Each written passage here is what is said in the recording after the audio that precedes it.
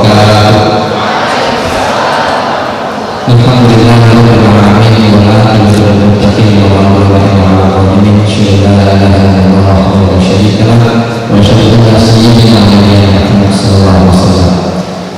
Alhamdulillah, segala puji kepada Allah Subhanahu wa taala. Sebuah kebahagiaan pada hari yang mulia ini.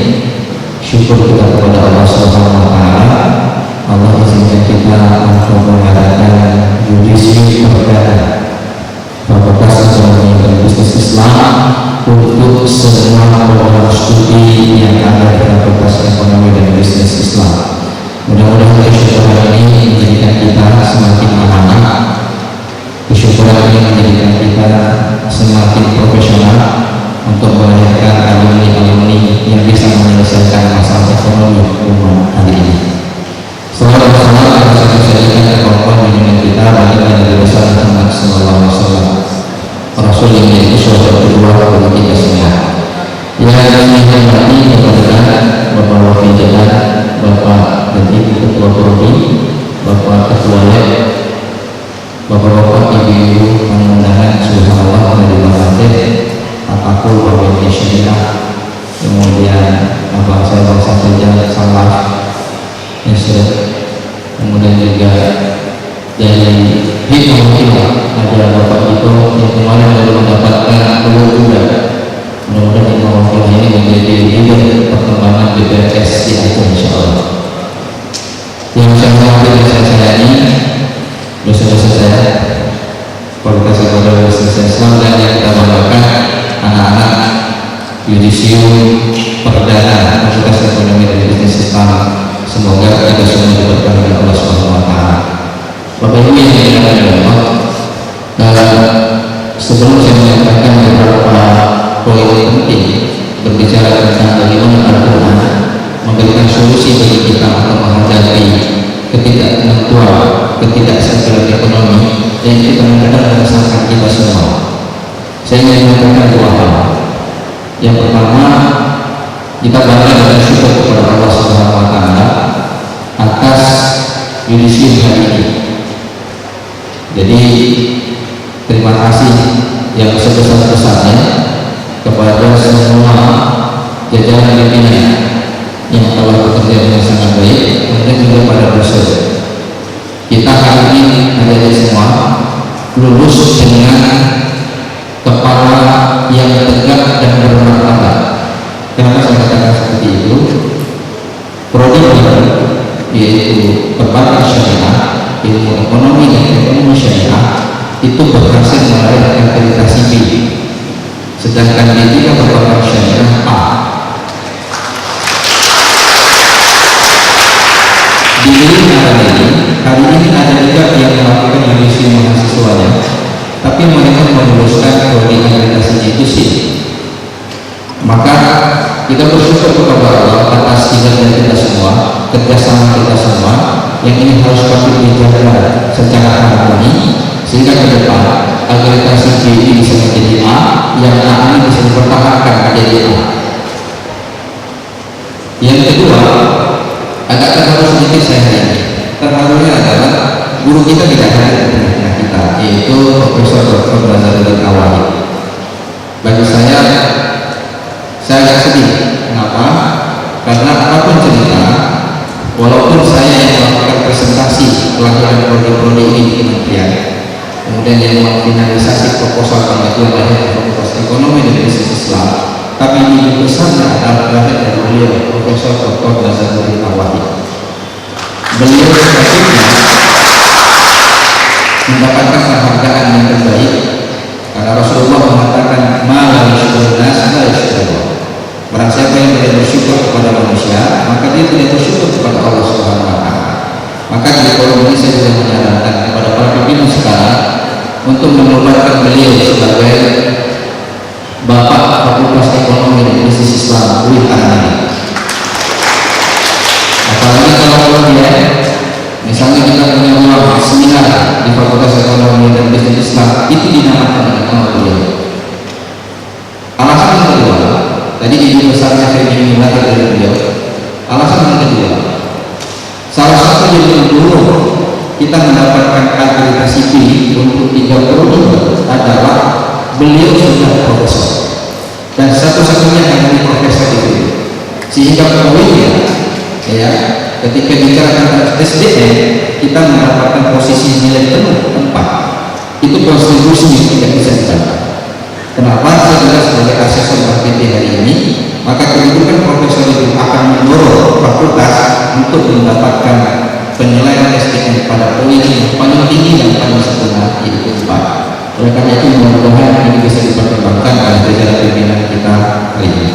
Bapak Ibu yang dimuliakan oleh Allah Subhanahu wa Ta'ala, kita akan bicara dalam waktu yang tidak terlalu lama tentang bagaimana sebenarnya Al-Quran memberikan jalan keluar ketika kita menghadapi situasi ekonomi yang tidak stabil, terutama bagi adik-adik ini yang akan lulus.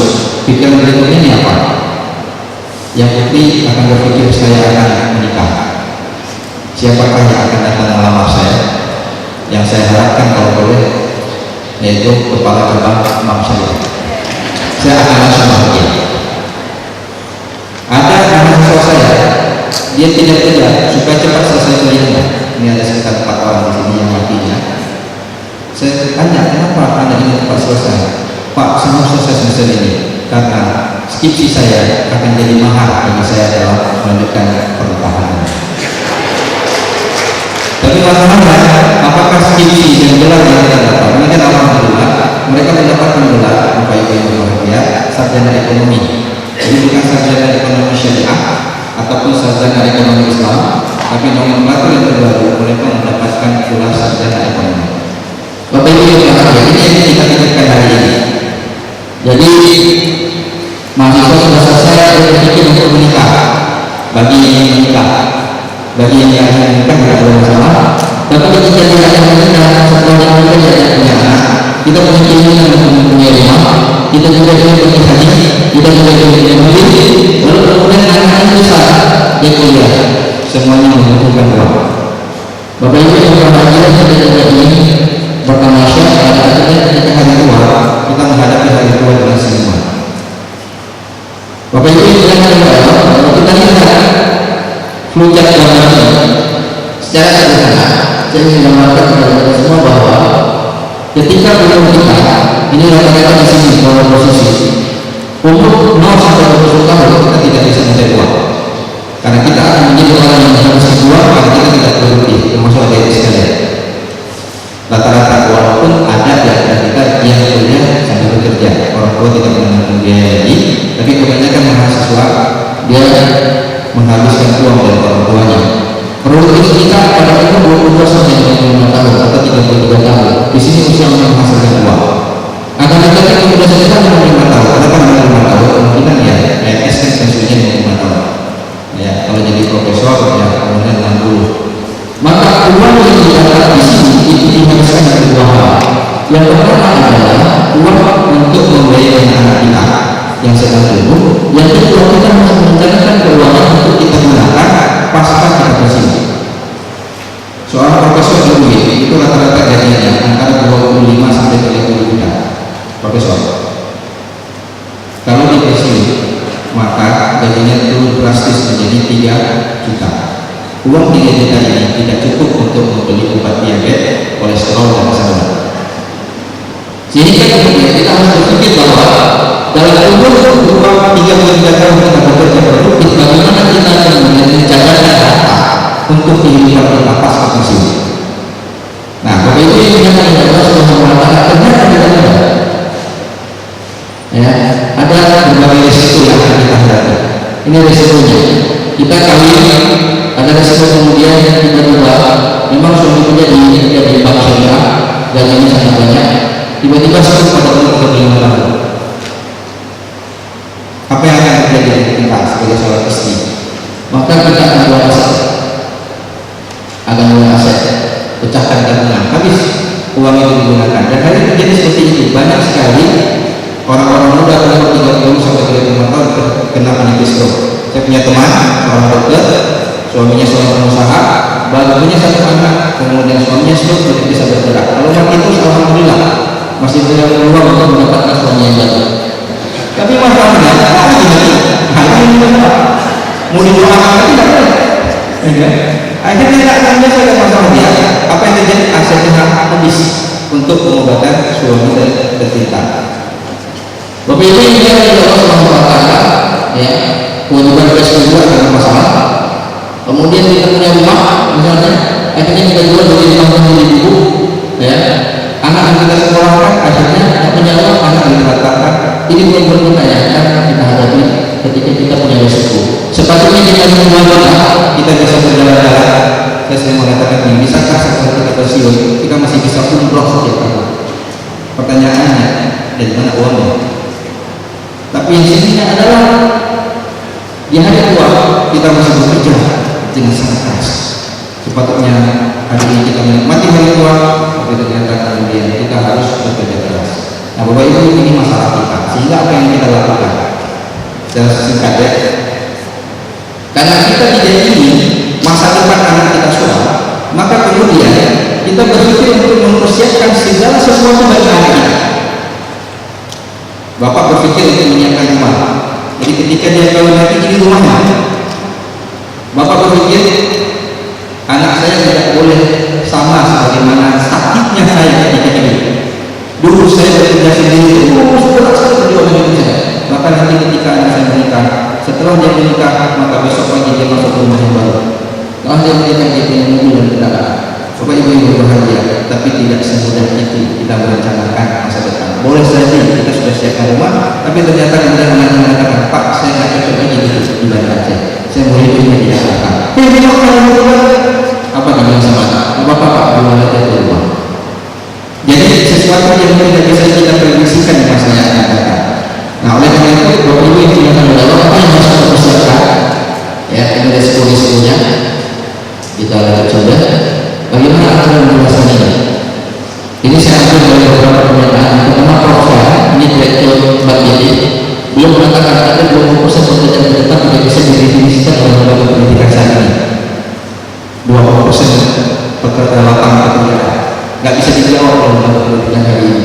Yang kedua tentang masalah utama masalah perguruan tinggi, masalah kualitas, kemudian kualitas mutu kampusnya, relevansi kualifikasi SDM lulusan dengan hubungan dengan kerja, dan yang keempat adalah karakter lulusan. Ini yang akan kita coba bahas di dalam.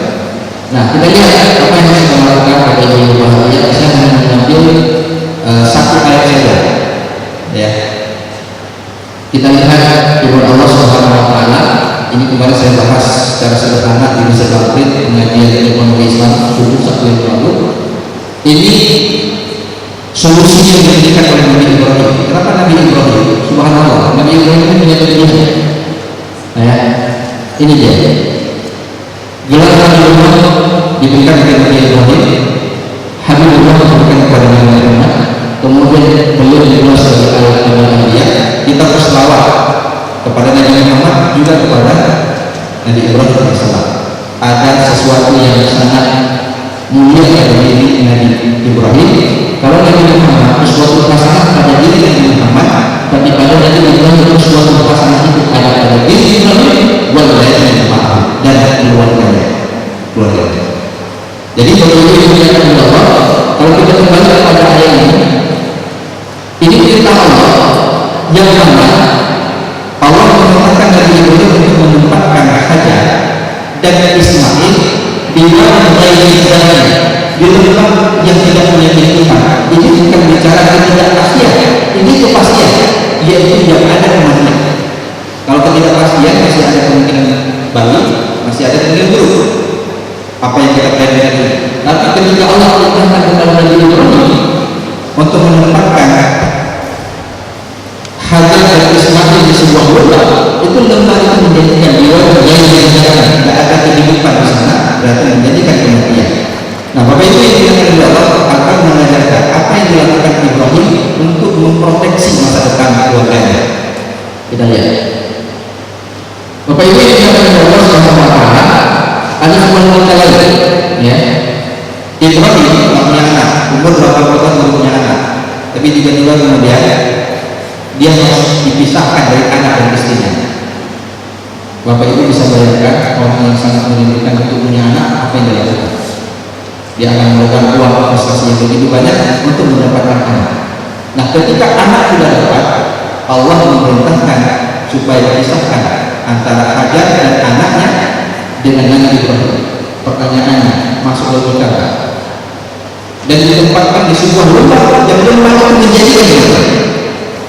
Nah, tapi kemudian kita lihat bagaimana hari ini lembah tersebut menjadi lembah Makkah Al-Mukarramah yang begitu makmur.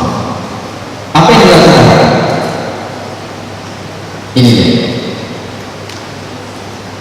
ya, jadi Ibrahim itu mampu merubah tantangan menjadi peluang, kematian menjadi kehidupan, ketidakpastian menjadi kemakmuran. Apa yang dilakukan? Yang pertama ini ada 5 atau 6. Kalau kita ingin mempersiapkan masa depan kita, sehingga masa depan kita hadapi dengan penuh optimis. Yang pertama adalah ketika perintah Allah untuk menempatkan anaknya di lembah tersebut, dimulai dari kata kecilnya, Rabbana inni askantu, bukan inni taraktu. Ini saya belajar dari sama guru saya, Syekh Syaminan. Askan itu beda dengan taraktu. Askan itu asal katanya itu sakana, ketenangan, kedamaian. Jadi perintah Allah ini direspon oleh sebuah keyakinan yang sangat mendalam bahwa semua perintah Allah apabila dijalankan maka Allah akan datang untuk membantu kita. Ini pesan kepada adik sekalian. Karena kalau Allah mengatakan mencari rezeki itu yang halal saja sudah susah, apalagi yang haram saja sudah susah, apalagi yang halal. Akhirnya kita halalkan semua cara untuk mendapatkan keuntungan. Kita tidak yakin mencari harta itu harus dilakukan dengan cara yang halal. Kita tidak yakin bahwa ketika kita ikuti perintah Allah, di situ Allah akan datang membantu kita. Nah, ini menunjukkan tingkat keimanan yang sangat agung yang dimiliki oleh Nabi Ibrahim alaihissalam. Ini askan aku menempatkan istri dan anakku dalam posisi yang sangat tenang, sangat damai. Karena kenapa? Ini perintah dari Allah Subhanahu wa Ta'ala. Dan yang kedua, ini bahagia menariknya, ketenangan itu bukan hanya dimiliki oleh Nabi Ibrahim, tapi juga dimiliki oleh Hajar, dimiliki oleh anak Ismail. Kalau ada suami ibu tiba-tiba pulang dari kantor bilang, Bu, saya diperintahkan sama Pak Rektor untuk menempatkan ibu di duduk selawat. Jadi apa itu Allah? Bang, itu tak salah diubah bang. Ketidakyakinan. Tapi itu dengan Allah. Makanya apa? Sesuatu yang diperintahkan oleh Allah, misalnya nanti dari harta yang halal, itu semuanya akan memberikan dampak kebaikan dalam kehidupan kita. Jadi respon perintah Allah itu dengan penuh ketenangan. Nah, kita lihat diturunkan kepada Hajar kemudian tidak mengatakan, Ibrahim, saya tidak mau ikut kamu. Kenapa? Kamu sudah salah semula. Tapi kalau kita lihat dari kisahnya, Hajar mengatakan bertanya, wahai Ibrahim, apakah ini? Kenapa engkau lakukan ini? Tidak dijawab kata-kata pertanyaan kenapa, tapi ketika ditanya, apakah ini yang Allah perintahkan? Ibrahim menjawab iya. Maka muncul dari Hajar, kalau Allah yang perintahkan, maka Allah tidak akan menyanyiakan kami. Nah, jadi Bapak Ibu berbahagia, ini saya katakan keyakinan ini terhadap rezeki dari Allah harus dimiliki oleh keturunannya. Jadi punya frekuensi yang sama, punya frekuensi yang sama. Hajar, Ismail, Ibrahim mempunyai tingkat keyakinan Allah kepada Allah Subhanahu wa Ta'ala pada posisi yang sama. Nah, berikutnya adalah kita lihat yang ketiga, terus berusaha. Ketika air kasih habis, bekal sudah habis, apa yang dilakukan oleh Hajar?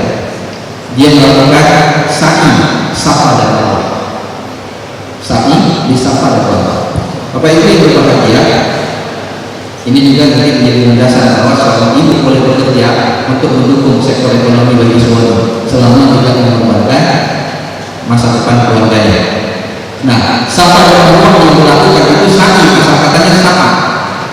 Jadi ketika kita ingin merubah ketidakpastian yang masa akan datang, kita wajib berusaha dan berusahanya tidak pernah putus asa. Saya tunjukkan kata ini. Ya, ini sahabat. Jaraknya itu 405 meter. Hajar dari sahabat menyebutkan maka hampir 3 kilo perjalanan yang dilakukan oleh Hajar. Di mana ditempatkan Ismail?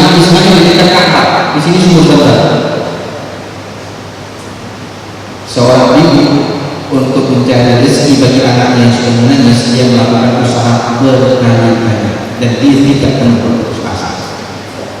Jadi mentalitas ini harus ada pada diri kita. Waktu lalu bekerja saja, terus bekerja, terus berusaha. Logikanya Hajar sudah bersama pergi ke Mawar, tidak ada air, balik lagi. Kenapa tidak boleh? Itu menunjukkan bahwa usaha itu harus dilakukan berkali-kali. Nah sekarang kita baru usaha 3 kali, udah putus asa, kasih kita, hanya usaha hati, waktu usaha. Udah 3 kali tes dari awal, udah cukup. Saya mungkin tidaknya tempatnya bukan di sini. Itu putus asa. Padahal Hajar itu istimewa. Doa itu mustajab. Anak yang meninggal itu anak Nabi. Ibrahim juga berdoa, usahanya 7 kali. Nah kita siapa? Kita bukan di sini, keluarga kita bukan orang mulia, ibadah kita mungkin masih bolong-bolong, sholat kita nggak benar. Mungkin usahanya akan meninggali 700 kali. Gitu aja. 700 kali kita ikut buka usaha, baru selesai. Jatuh bangun, tapi tetap harus berusaha. Dan waktu yang berbahagia, ini teori kita usaha. Saya ingin menjelaskan bahwa ternyata rezeki itu tidak datang dari kerja yang berusaha. Rezeki itu datangnya dari kaki Ismail yang menangis menghentakkan kakinya. Berapa kali hentakkan? Udah ribuan. Coba, ini berapa kali sudah tahu? Dia sudah sangat. Ismail sudah menangis, tapi hentakan kakinya itu bukan hentakan bulldozer yang bisa memecahkan batu mengeluarkan air. Tidak, hentakan yang sangat lembut. Saya ingin mengatakan, boleh jadi Bapak Ibu kita keluar rumah saya semuanya berusaha cari uang, dapat jabatan hari ini, tapi rezekinya itu rezeki anak kita, rezeki anak kita, bukan rezeki kita, rezeki anak kita. Boleh jadi rezeki istri kita bekerja, istri tak bekerja, dia bertambah sajadah waktu duha, dia berdoa kepada Allah, berdoa kepada Allah, turun rezeki kepada suaminya. Jadi jangan pernah kemudian kita berpikir bahwa kemampuan saya sekolah S1, S2, S3 terus bekerja saya dengan berbagai strategi dan teknik itu mendatangkan rezeki, dan rezeki itu saya dapat. Belum ada konstitusinya. Ini pelajaran berikutnya. Nah, pelajaran yang lain terkait dengan keluarga yang semacam ini. Bapak Ibu yang berbahagia, konstruksi ayat ini itu dalam bentuk doa. Dalam bentuk doa. Ternyata Ibrahim itu mendoakan Ismail dan istrinya. Pertanyaannya, tahukah mereka? Tidak tahu. Ismail masih kecil. Nggak tahu itu doa. Kalau Nabi Ibrahim berdoa untuk anaknya supaya diberikan rezeki. Ini konstruksi ayatnya. Bapak Ibu yang berbahagia, saya ingin mengatakan lagi, boleh jadi juga rezeki kita hari ini itu karena orang tua kita yang mendoakan kita. Kapan didoakan? Dulu ketika dia sedang hamil kita. Mungkin ada di antara adik-adik ya, ibunya petani. Saya sering ceritakan di dalam ruang kelas. Ibu, adik-adik ibunya menjadi petani. Saya sedang mencampur di sawah. Hamil, lagi nanya. Lalu dia berdoa, ya Allah, berat kali hidup kami ya Allah. Tapi kami tetap bekerja untuk bayi yang ada di dalam ini. Ya Allah, jadikanlah dia lebih bahagia di hadapan kami hari ini. Bergetar Allah. Diterima makbul doanya, sukses kita hari ini. Siapa yang mendoakan? Makbul doa. Maka jangan pernah kemudian menganggap bahwa kalian sukses hari ini IPK 3,9 itu karena kalian belajar dengan begitu hebat. Enggak. Orang tua di sana setiap malam tahajud mendoakan kalian. Memang orang tua kalian tidak bisa pegang gadget, tidak tahu internet apa, tapi doa mereka bisa jaga doa. Maka jangan pernah kemudian ketika kalian sukses melupakan kebaikan orang tua. Ibrahim mengatakannya. Nah, Bapak Ibu yang berbahagia, kita lanjut saja. Ya. Nah, ini udah. Jadi kalau konstruksi doa, banyak yang menjelaskan. Kita sering meninggalkan harta untuk teman kita. Tuh rumah sudah Bapak siapkan. Dulu Bapak pergi sekolah jalan kaki. Sekarang kamu pergi sekolah ini motor. Tidak cukup kalau pakai motor baca aja hanya panas sekali lagi. Nanti dengan mobil. Anak-anak film itu banyak yang pakai mobil. Saya berapa ketemu anak-anak film itu mobilnya mengalahkan mobilnya besok. Ya, mengalahkan mobil besok. Itu menunjukkan begitu makmurnya orang-orang yang berada di atas ekonomi di sini. Saking saya orang tua kita disiapkan harta. Bapak Ibu yang berbahagia itu tidak menjamin harta itu akan bertahan. Tapi Nabi Ibrahim ini kan ibarat kita orang tua. Kita tidak pasti akan hidup. Doa kita, ya Allah turunkan harta dalam saya. Kenapa? Dia dilepah, dia akan mati. Dia butuh buah-buahan. Turunkan rezeki. Nabi Ibrahim itu yang pertama didoakan. Ada doanya, tapi doa pertama Rabbana yang memiliki sholat. Apa hubungan sholat dengan penambahan rezeki? Dijelaskan oleh Allah Subhanahu Wa Taala dalam surah Taha ayat 123. Wa qulna bis sholat wastabir alaiha wa nastabir rizqa dan narzuquka wa taqwa. Perintahkan keluarga untuk sholat dan bersabar untuk melakukan sholat. La nastabir rizqa, kami tidak ada rezeki. Nah, narzuquka, kami yang kasih rezeki. Ada di sekalian, orang-orang kami dulu, orang tua kita semua itu sering wasiatkan kepada kita kakak ini. Nih kakak di masalah, tapi aku berdua sembahyang sholat. Anak-anak ini masih banyak yang tidak sholat. Betul? Boleh saya tanya sekarang, yang tadi pagi ada sholat di tangan? Ramai yang ini. Kalau anak perempuan boleh, kalau anak laki apa? Saya sering ketika awal kuliah saya mulai ini, kamu ada sesuatu? Terus terang, terkadang ketika saya masuk kuliah dengan keluarga anak laki setengahnya itu tidak sholat. Padahal sholat ini rezeki. Lantas keluar rezeki. Dan itu yang kita Nabi Ibrahim. Yaitu jadikan mereka orang-orang yang meninggalkan sholat mengatakan rezeki. Jadi tutup itu lagi dengan sholat. Bukanlah dengan rezeki. Wajahlah kita menjelas tahmilih. Jadi karena orang contoh hatinya kepada anak dan keturunan itu. Maknanya sekarang apa Bapak Ibu yang berbahagia? Kalau dulu kisahnya kan saja dapat air berputar untuk di atas lewat kabilah. Kalau kabilah itu ambil pedang dan saja selesai masalahnya, selesai ceritanya. Tapi doa Ibrahim memproteksi. Nah sekarang bagaimana membuat orang itu contoh sama kita, orang itu sayang sama kita? Jawabannya ada dua. Jadilah pribadi yang jujur dan amanah. Yang kedua, jadilah orang yang profesional dalam menjalankan amanah yang dikenal dengan ihsan. Di panjangnya kita bahas dan hanya ini kita saja ini. Modal yang lemah, ya. Ketika integritas kita dan kompetensi kita rendah, kosong besar. Karena kita tidak dipercaya. Saya sering kasih contoh.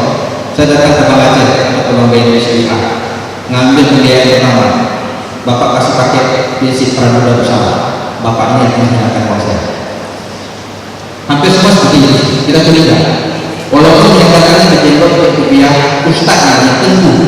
Tapi kalau sudah pindah uang 1 miliar, pertanyaannya jaminannya apa? Tapi kalau sudah 10 kali saya berbisnis dengan Bapak, semuanya kontrak, semuanya baik. Besok saya datang, Pak, jaminannya benar. Karena masalah Bapak. Lebih dari kenapa? Integritas sudah terbangun.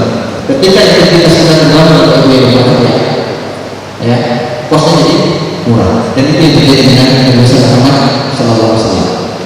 Hadiah bukan hanya harta yang diberikan kepada beliau, tapi hadiah itu jiwa kepadanya. Kenapa? Pesona yang pertama didapatkan oleh Khadijah pada diri Nabi Muhammad adalah kejujuran dan amanah. Ini karakter yang harus kalian miliki. Kalau kalian ingin kemudian mendapatkan kepercayaan dan peluang kerja yang sangat besar ini. Kalau itu tidak ada, apapun IPK kita itu tidak akan berpengaruh untuk mendapatkan peluang kerja. Yang terakhir, warjuna bersama, mintalah sesuai dengan kebutuhan yang diinginkan. Minta sesuai dengan apa yang diinginkan. Nabi Ibrahim pada waktu itu minta, karena jelas ditempatkan di tempat lembah dan punya kehidupan, yang diminta adalah kesabaran, Allah untuk tetap hidup. Jadi jangan sesuatu minta sesuatu yang terlalu tinggi jauh, yang ini sendiri tidak mungkin kita pertanggungjawabkan. Nah, yang terakhir, ikat semua kenikmatan yang didapat dari proses menjalani dengan tetap la'allahu yashkur.